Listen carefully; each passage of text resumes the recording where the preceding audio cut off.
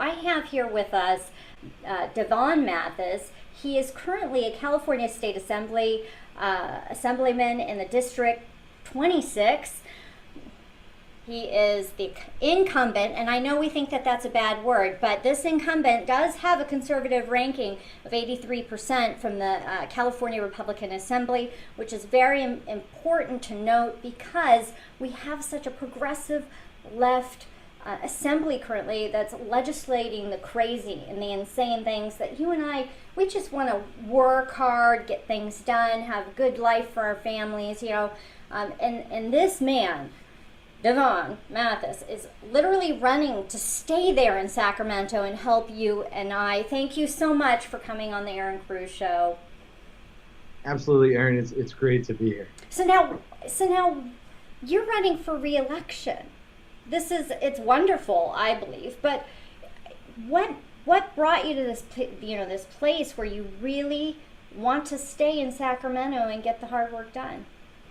It's kind of goes down to why I ran in the first place. I mean, I'm not your typical party aristocracy political class type of guy. I mean, I'm the first millennial combat veteran with a Purple Heart to stay in the country. I'm a poor country kid who, went to war, came home. I've worked construction jobs. I worked at Mervyn's back when Mervyn's was still around. And, you come back from war and it's like, why are things the way they are? How come our veterans aren't getting help? How come their families aren't getting the help? And, I started college and I just got more and more involved. And I'm like, you know what? I saw who was running, and I'm like, you know what? I'm going to throw my hat in the ring. I'm going to get involved. I'm going to go for it. And, everybody thought it was this huge fluke when I first got elected. They're like, oh, my gosh, this guy with no name ID got in. And, for me, it's about exactly what you said. People want they want to work. They want to take care of their family. They don't want to be stuck in this position of, can I buy gas or put food on the table for my kids? And right, or have to worry about government. Exactly. We elect people to do the hard work and to do a good job and represent us. Oh, absolutely. I mean, you look at the basic needs. I mean, food, water, housing, shelter, safety, electricity, schools, hospitals. These things aren't getting done in California. We have an infrastructure that's falling apart. My district in the 26, we're one of the agricultural hubs in the entire world. Right. And we don't water we need, we don't have the infrastructure we need, and now we've got these crazy, we want 100% renewables, but these guys won't even count things like hydro dams. Yeah. And it's just remarkable the agenda. Right. Well, and how is it that you've been successful, or how successful shall I say? How successful have you been with the progressive left who's currently legislating there? Are you finding it difficult to work with these individuals? It really depends on the subject. I mean, when I first got elected, my hometown's Porterville, California, and it was the city without water. And we had over 2,000 homes with no running water because of the drought. Right. And I set out and I was like, I'm a military guy, so I don't really care who I got to work with, get at the table. It's like, look, what do you bring to the table? Here's the mission. Let's get this done and take care of these people. And it shouldn't be a partisan issue. I mean, running water in somebody's house shouldn't be a partisan problem or debate. It's a basic human need, and it's something that needs to get done. And I mean, I was able, after 3 years of fighting with these guys, to be able to create a grant loan program to help people out. Right. And that's kind of the thing, is you've got to just keep at it and keep at it. And, my grandma used to say you get more flies with honey than you do with vinegar. And, I'm a military guy, so I'm a little rough around the edges sometimes, but it's like, okay, bite your tongue, just be cool. Let's try to sit down with these guys and get stuff done. But if you sit down and you talk to some of these Democrat guys, their districts are in dire need too, and they're going through the same problems that my district's going through. And we might politically are polar opposites, but when it comes to that need for our people, it's okay, look, dude, we're in the same boat on this one. Let's get it done for these guys. Right. And so I've been able to bridge that gap there on those type of things. Right. Now, in terms of the crazy legislation, like legislating straws, how do you, I mean, I don't even know if I could take some of these individuals seriously with their legislation. I mean, you're talking about very basic needs: water, shelter, housing, keeping costs low, but like you said, I mean, you've been in the military. You've seen some of the most impoverished places of the world, or people who are in conflict. And if you compare California to that, it's a very hard stretch to think that somebody would even want to think of legislating straws, or imposing high gas tax and this sort of thing. Where do you, for example, where do you stand on repealing the gas tax? Is I actually worked with some of the guys, and I'm on the transportation committee. Right. And last year we set up a Republican plan that was very conservative. It was putting money back where it was supposed to be with vehicle weight fees. It was looking at going in with Caltrans and actually getting them to come up with their actual budget versus shifting numbers around. And we actually came up to a number that was better than what the gas tax is producing, just by good government. And obviously, they didn't even want it to be heard. They kicked it back, and that tends to be what happens in Sacramento. Is we'll sit down as Republicans, as conservatives, and come up with these great plans that never even get a hearing. Right. They don't really want solutions. So you're just trying to have the conversation, is basically what I'm hearing, and voting in accordance with where you stand on the issues. It's got to be difficult, and I definitely commend you for sticking in there, sticking with it, and working working for the people, because that's what the people need. And it's very interesting. I go to your website. Of course, I've heard about you and what have you, and I've seen you around. I don't know if you've known that, but I have. And but one of the things I do is I go to the website and I open it up, and right there, smack dab, right in the middle, and anybody can go to your website, Google you, and look at your candidate website and see. It says, people over politics. And I think that's important to make a distinction, because far too often people get up into office and it all becomes political. Completely political, and the people get cast aside, and that goes for from all the way from the most impoverished to those who are heavily taxed to pay for those who maybe want or need and have certain needs and what have you. But the biggest thing is the people over politics, and time and time again, as I dug through your site and dug through your platform and looked at you online, I could see that common thread came through. It spoke through, and I think that's wonderful. Why should people re-elect you? I mean, Democrat, Republican, everything out the window. Why should the people in your district vote for you? It's really simple. The people over politics come from, I'm an Army sergeant for 10 years. And, with sergeants, we always, there's a saying, it's real simple. It's, mission first, soldiers always. So, there might be a mission, there's all these things going on, there's politics going on, but my job is always to my people. Regardless of what the politics is I have to look at, there's, 400,000 plus people, 500,000 people that chose to go with me versus, other candidates, versus Democrat candidates, other Republican candidates. People wanted me because I put them first, because I come from, I literally come from nothing. I'm a dirt poor Okie family from Porterville, California, and for me, I know what it's like to work hard. I know what it's like to struggle. I've been down and out, and I know these things, and it's not just, I've been there. And I know what it's like, and I know what it's like to have those, conversations that bring you to tears, trying to figure out how to provide for your family, because I've lived it. And it really, what gets me is there's other people that don't. There's other people that want to get into office because they want to get their name ID up. I mean, I've even heard people talk about they're running for frequent flyer miles. And to me, that's just a joke. You're supposed to have your heart in it for the people. And for me, I didn't go to war to come home. to see this happening. I didn't go through that sacrifice and live through everything I've lived through to not make a difference and to not, somebody's got to stand up for the guy that's out there struggling to get by in that family that's going, how do I take care of my kids? How do I do this? Because in Sacramento, they just keep piling and piling and piling and piling on, and families are hurting. And if you're a, working class family, you can't just up and move out of the state. You don't have that option. There's a lot of families where it's single parent households. They can't leave.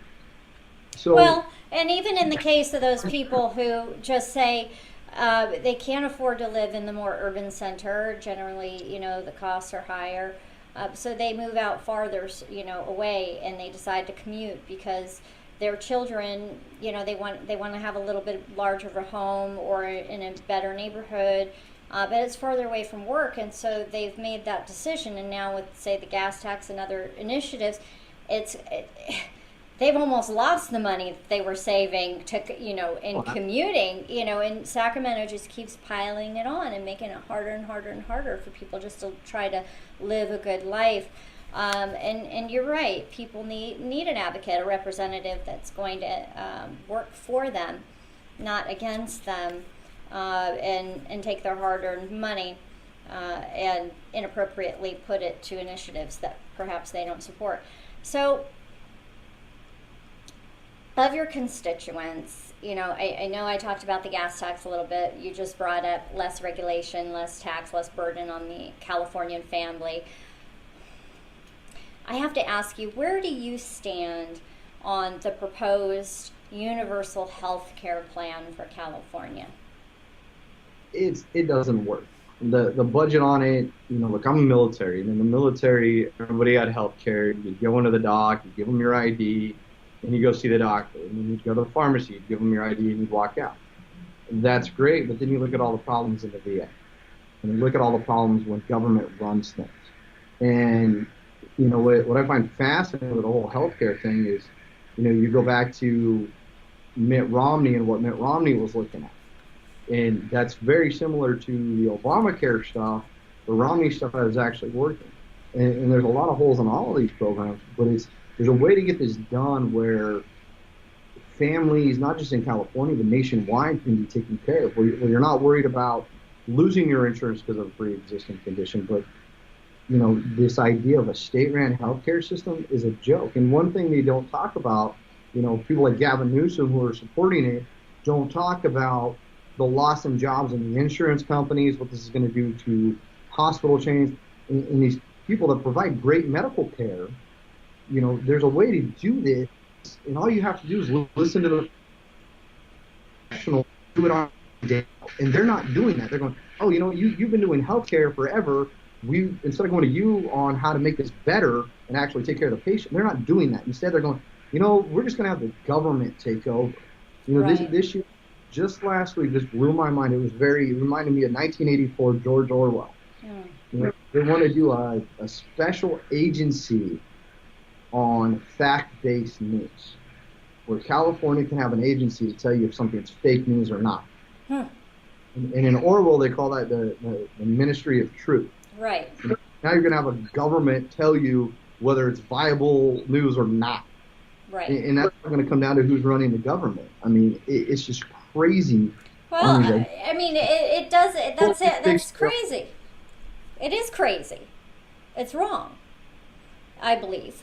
And, I think that government has a place. It's providing the infrastructure for safety and security, and very basic shell. That's it.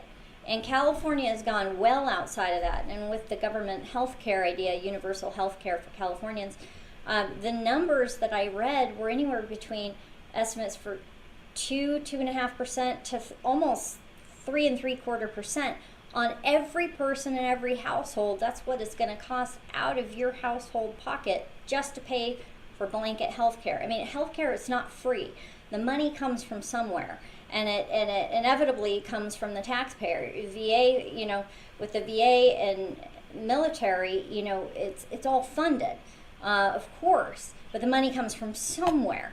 and you're doing a job, and you're being provided with benefits, but that's called overall compensation, right? Total package health care based on your work. It's different, but government can't. Government services, and we talk about these things in there, and whether the Democrats on the committee will actually come out and say it, but when we're off session, they're going, this is crazy. We can't afford to do this. We have other ways of doing it. When we have a state that can't even get ambulance reimbursements right, so our ambulance companies can get people that are in an emergency to the hospital safely, and their reimbursement rates aren't even enough for a tank of gas for the ambulance. Right. Right. There's a big issue, a big problem. I understand that, and we need real strong solutions, but they have to be smart solutions.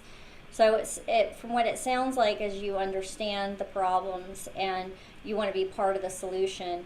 I can tell you, I've talked to many people about the universal health care program, and it won't work. And government is never the answer. More government is definitely not the answer.